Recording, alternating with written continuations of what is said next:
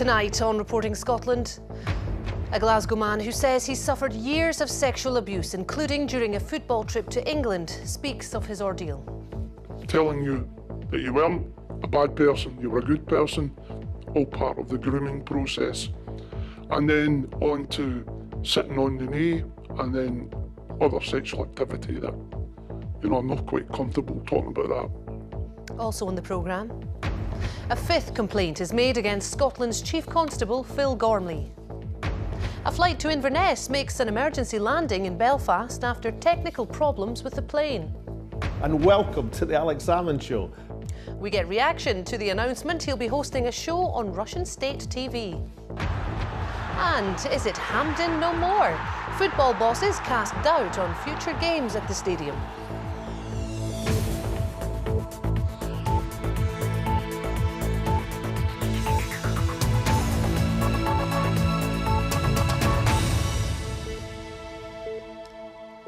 Hello there, good evening. A 61-year-old Glasgow man claims he suffered years of sexual abuse and was trafficked by members of a Catholic teaching order. His claims include being raped while on a school trip to Manchester United almost 50 years ago. The UK's National Crime Agency has concluded he is the victim of modern slavery. Our Home Affairs correspondent Reval Alderson has this exclusive report.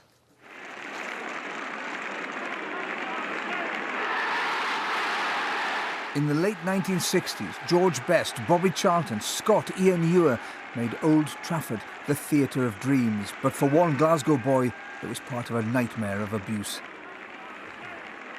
This council primary school in the East End of Glasgow is very different from its predecessor in the early 60s, when it was run by the teaching order the Marist brothers. Here, they regularly beat one pupil, James. That then led to an increase in the abuse, which began by befriending you, telling you that you weren't a bad person, you were a good person, all part of the grooming process. And then on to sitting on the knee, and then other sexual activity that, I'm not quite comfortable talking about that. Fort Augustus School in the Highlands.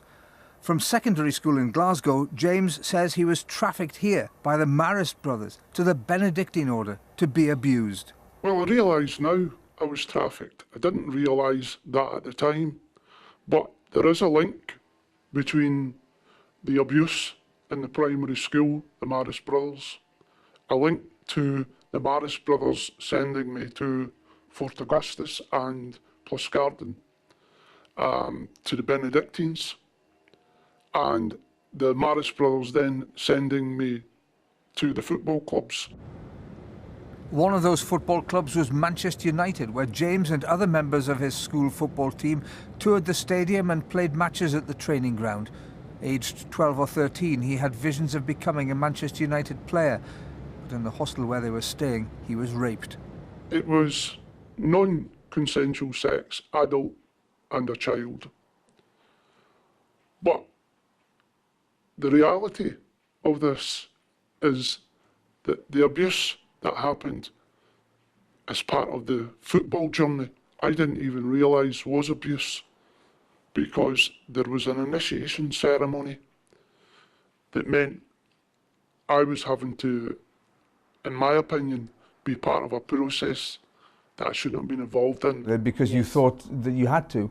Well, I didn't have any option. I mean, I was chaperoned by a number of other players who I believe were in the Manchester United youth setup. We were in accommodation that was organised via the school or the club, and I was taken outside by these people to be involved in this initiation ceremony.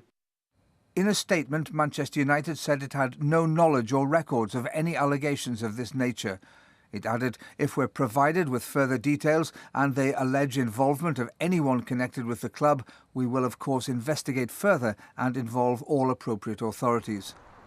The Marist brothers no longer run schools in Scotland, but maintain a house in Glasgow.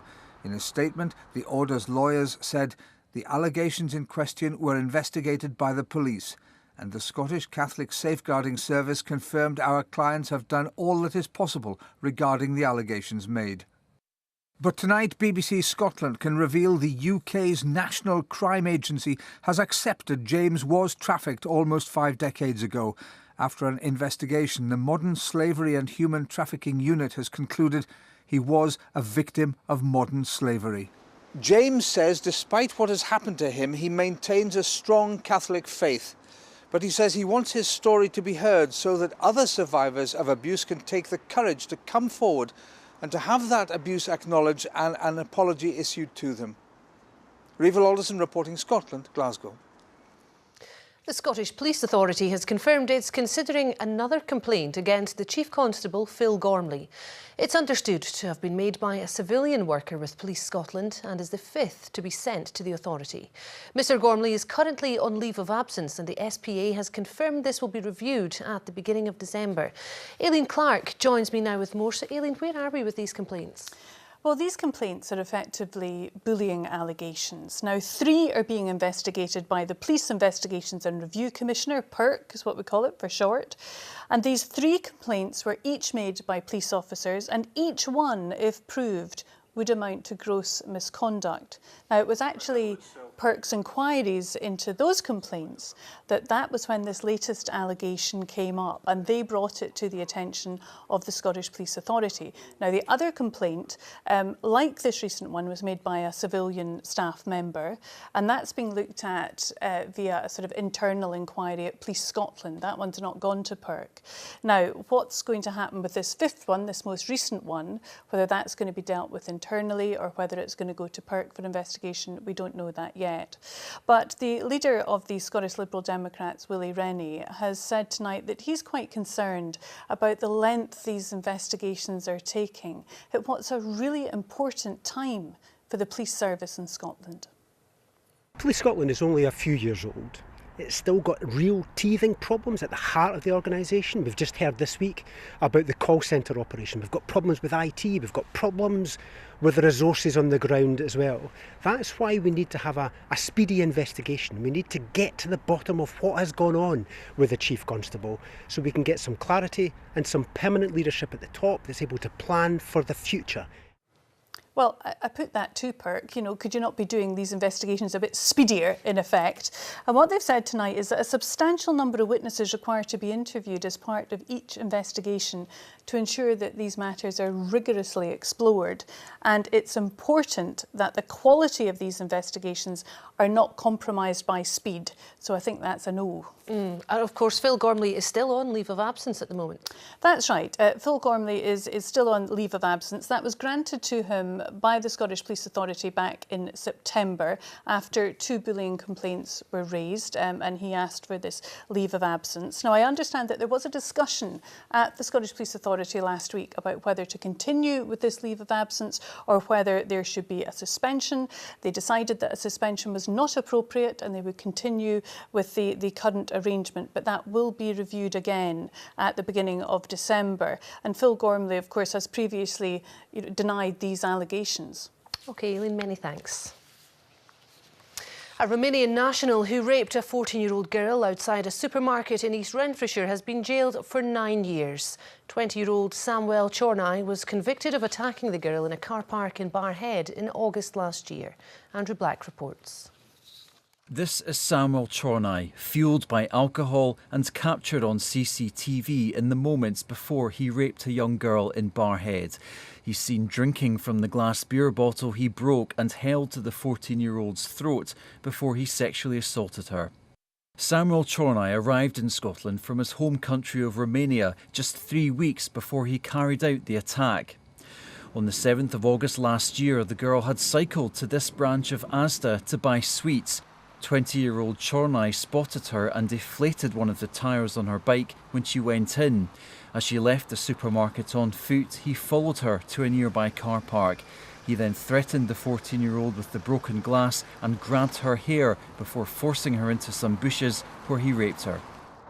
Today at the High Court in Glasgow, Chornai was jailed for 9 years after being convicted at an earlier trial. He's also been put on the sex offenders register indefinitely.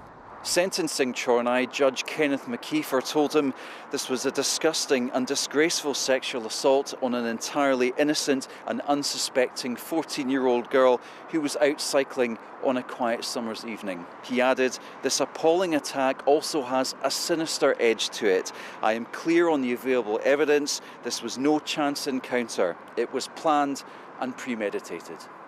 Police welcomed the sentence. Samuel Chorney is an extremely dangerous and despicable individual, and I'm glad that he's been removed from our streets following sentencing. I would like to highlight this as an extremely rare attack, and I would like to thank the members of the public for their cooperation in bringing him to justice today. Chornai, who's a first offender, continues to maintain his innocence. He'll be sent back to Romania after completing his sentence. Andrew Black, reporting Scotland at the High Court in Glasgow. An investigation is underway after a Flybe flight to Inverness had to make an emergency landing at Belfast International Airport. One person has been taken to hospital with minor injuries. The plane touched down safely at 1:30 this afternoon following a problem with its nose gear. Katie Hunter reports. Sitting nose down at Belfast International Airport, this plane had been due to land in Inverness shortly after midday. It was forced to turn back late this morning after problems with its nose gear. Paramedics and firefighters were on standby in Belfast as the plane made an emergency landing. There were 53 passengers on board, including one infant, as well as 4 members of crew. One person was taken to hospital with a minor hand injury. This radar image shows the plane repeatedly circled above the Irish Sea before returning to land. The British Airline Pilots Association tweeted that landing without nose gear is a very difficult manoeuvre, but one pilots train extensively for, adding the Flybe pilots appear to have done a sterling job. The Air Accident Investigations Branch says it's sending a team of inspectors to Belfast to try to establish what went wrong. Katie Hunter, reporting Scotland. Well, we can get an update now from the BBC's Helen Jones, who's at Belfast International Airport this evening. Helen, what's the latest? Well, the latest is that the passengers who were bound for Inverness but then were diverted here to the International are finding their own way to Inverness, whether that's getting a flight from the International here or whether it's going back to the city airport. But from what I can gather, everybody is safe and well. One person was slightly injured, and I think they're just all very, very thankful that this has happened the way it has, with a good ending, effectively.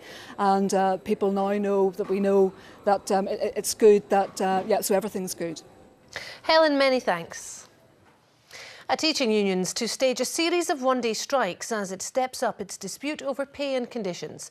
The NASUWT will target small clusters of schools in and around Glasgow with strike action from November the 23rd. The union says it's driven by 6 years of pay freezes and cuts. Glasgow City Council believes the action is illegal and says it's taking advice. Police have charged a man after a dumper truck was stolen and repeatedly driven into the side of a supermarket in Fife. The Co-op store in Kirkcaldy was badly damaged in the incident last December. A 44-year-old man will appear at the town's Sheriff Court at a later date. A report has identified serious concerns among prison staff at the North East's so-called super jail. It highlights concerns at HMP Grampian over staffing levels, stress and low morale. The Scottish Prison Service insists the situation is improving. Rebecca Curran reports. HMP Grampian was meant to be a fresh approach to incarceration, with a focus on rehabilitation. But within months of opening in 2014, a riot that resulted in all young offenders being transferred to other jails. Now a report has highlighted serious concerns among prison staff. Here's some of their testimony given to researchers at Cambridge University last year. It feels like the prison is burning down, but nobody wants to call the fire brigade. I can't take much more. My mental health is suffering from the stress and anxiety of working in this chaos. I'm at breaking point. My blood pressure peaks when I walk through those doors. I'm stressed constantly. Inmates also complained about a lack of activities and healthcare. I think the situation in Grampian has improved considerably from the time that these reports were created. As I say, they're historical snapshots of a moment in time. We are not complacent, however, and recognise that there is still work to be done, and we are confident that the management team at Grampian will carry on improving the offering that is made to those in our care at Grampian. But it's feared staffing issues could spark further trouble among inmates. It's the little things that cause the big problems. If prisoners are frustrated, they've nothing to do, they've no opportunity to rehabilitate, then that's just trouble storing up. And clearly there are some pretty simple basic things that need to be done at the prison, but fundamentally it needs to have the staffing and the resources it needs in order to provide that rehabilitation. The report concludes that improvements have been made here since 2015 and that the prison is on the right track. But a warning from staff that this place is being run on goodwill, and they say that needs to be recognised before it's too late. Rebecca Curran reporting Scotland, Peterhead. You're watching BBC Reporting Scotland. It's 7:15. A reminder of tonight's top story. A Glasgow man who claims he suffered years of sexual abuse, including on a school trip to Manchester United, is found to be the victim of modern slavery. And still to come, Scotland rugby squad prepare to kick off their autumn test series this weekend against a bankrupt Samoan side. The First Minister says she would have advised Alex Salmond against launching his new chat show on the controversial Russian state broadcaster RT. Nicola Sturgeon said the channel would not have been her choice, as his political opponents criticised the move. However, Mr Salmond says he'll be free to criticise Russian policy. Our political correspondent Andrew Kerr has more. Hello and welcome to the Alex Salmond Show. There's a new show in the circuit. The former First Minister signed up with RT, the broadcaster backed by the Russian government. It's a controversial move, with RT described by some as the Kremlin's mouthpiece. But Alex Salmond insists he'll be free to criticise Russian policy. The show's actually produced by my company, Slange Media, and then we sell it and we give it to RT on a Wednesday evening. And all they decide is whether to broadcast it or not. So I know that to be the case. The current First Minister didn't seem impressed. His choice of channel to air it on would not have been my choice. Had I been asked, which I wasn't, I would have advised him to seek another channel to air the show on. But of course, Alec is not currently an elected politician and he's free to make whatever decisions he wishes to make. Of course, Alex Salmond was attacked by his opponents, with the Conservative leader saying he was taking the Kremlin's ruble, while the Liberal Democrats suggested guests that would not be favoured by President Putin could be welcomed in the programme. And on the same side in the independence argument, the Greens were critical too. After holding such a high office as First Minister of Scotland, you then become effectively an arm of an organisation which has been registered as an agent of the Russian state, a brutal authoritarian regime which has been actively undermining democracy around the world. I think that crosses a line that is genuinely unacceptable. But for others who enjoyed Alex Salmond's sellout fringe show, it's all about having a choice. I think this is a really bold move from Alex Salmond, and I don't think it will play as badly with the public as some people think that it will. Yes, RT gets a lot of criticism, and yes, you could say that it is state-backed propaganda, but you have a lot of papers in the UK that have their own agenda. The public can see that. I don't think they take kindly to criticisms of one, but then failing to criticise another. The media landscape is a changing picture. Many now seek out a more polarised view and move away from traditional impartial media. Who knows what Alex Salmond's show will be like? He urges critics to watch before passing judgment. It premieres on Thursday. Andrew Kerr, reporting Scotland. 6 fishermen were brought to shore by a lifeboat crew in a 9.5-hour rescue in stormy seas yesterday. The men's creel boat, Sparkling Line, broke down off the North Sutherland coast, around 28 miles west of Scrabster. Thurso Lifeboat was launched to go to the raid. The crew battled gale force winds and waves of up to 33 feet. They managed to tow the boat safely back to port. Well, the Scottish Football Association say there's a realistic chance it could abandon Hampden Park. The association's lease on the National Stadium runs out in 3 years, and it must decide early next year whether to extend it. Stuart Regan says important internationals and cup finals could be held at either Ibrox Stadium, Celtic Park or the home of Scottish rugby, Murrayfield. More from David Curry. Hampden Park, the National Stadium, and the home of Scottish football. Cup finals and internationals have been played here since the early 1900s. Generations of Scots have grown up dreaming of gracing its turf, with countless memories forged here.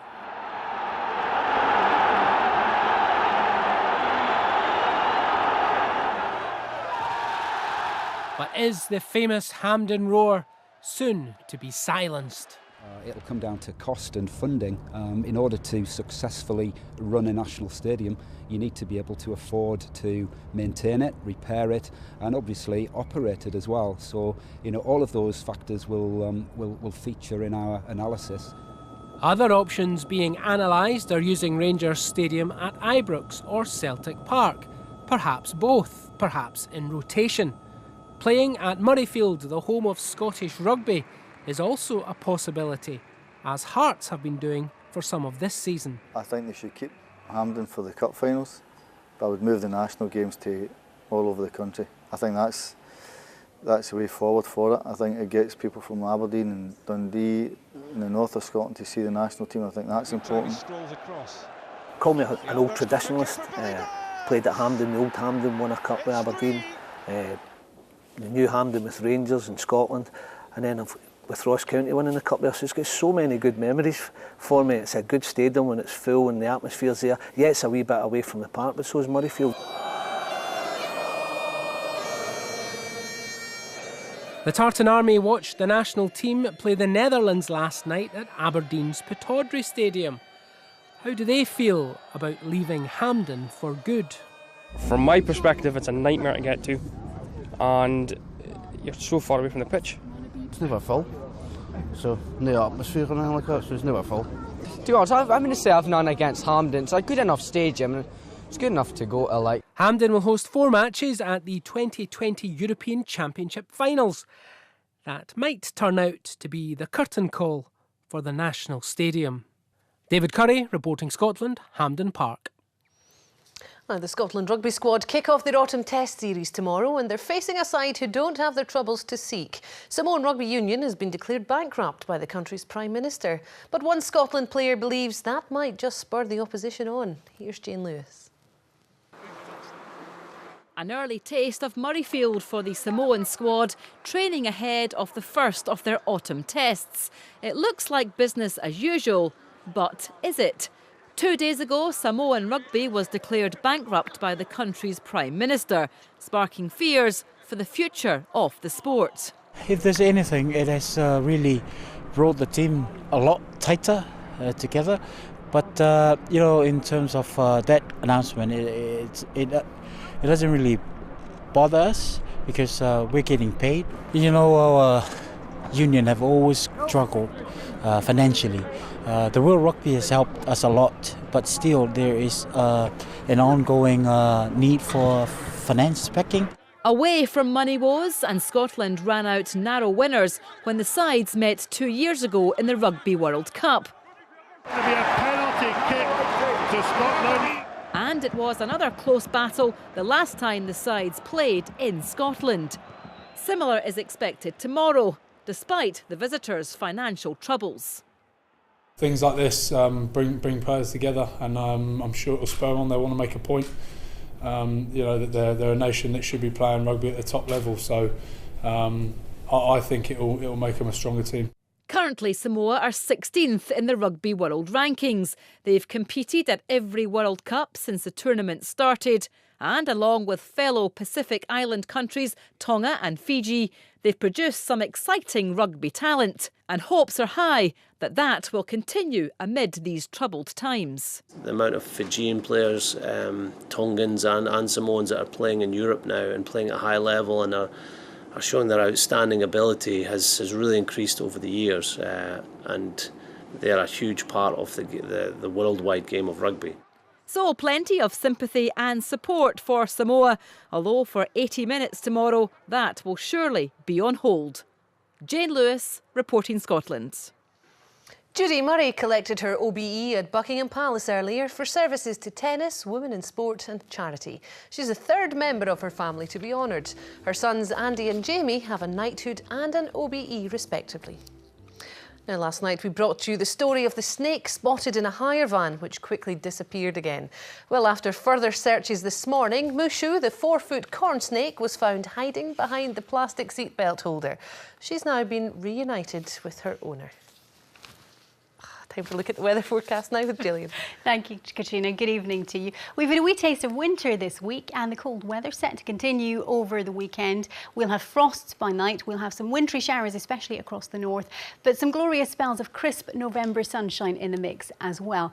So here's the picture this evening. The strongest winds are easing down, but still breezy across the north. Those winds continuing to drive in some showers to the northern and western Isles, the northwest Highlands, Murray, northern Aberdeenshire overnight, falling as snow on the hills and some sleet even to low levels at times too. A few showers for the west coast and some rain pushing into Ayrshire and Dumfries and Galloway later on as well. But for most of southern and central Scotland, it will be dry. Those winds will ease down, and under clear skies it will become chilly. Temperatures as low as -3, -4 Celsius for parts of inland Aberdeenshire, the central Highlands, Perthshire and Angus, and we could see some icy stretches on some of the roads by tomorrow morning. So into tomorrow, and still breezy across the north, still some showers for the northern and western Isles, the northwest Highlands, Murray, northern Aberdeenshire, but they'll tend to become fewer and lighter as the day goes on. And again, further south across the country, a lot of fine weather, albeit chilly tomorrow. So here's the picture around 3 o'clock. For Dumfries and Galloway, it will be a cloudy start, and it will take a wee bit of time for that cloud to go,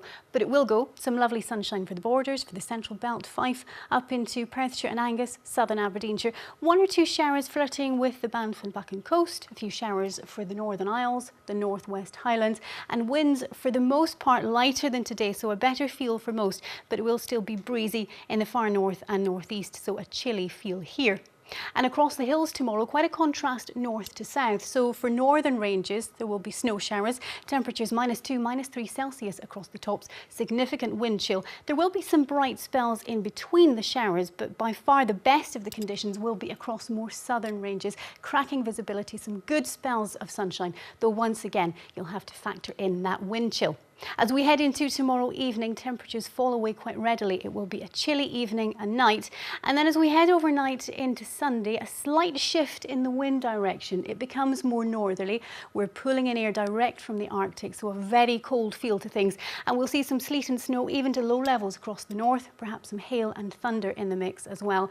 But once again, further south across the country, a lot of dry and bright weather, some decent spells of sunshine, but certainly feeling cold. That's the forecast. Thanks, Gillian. And that's all for now. Enjoy your evening. Bye-bye.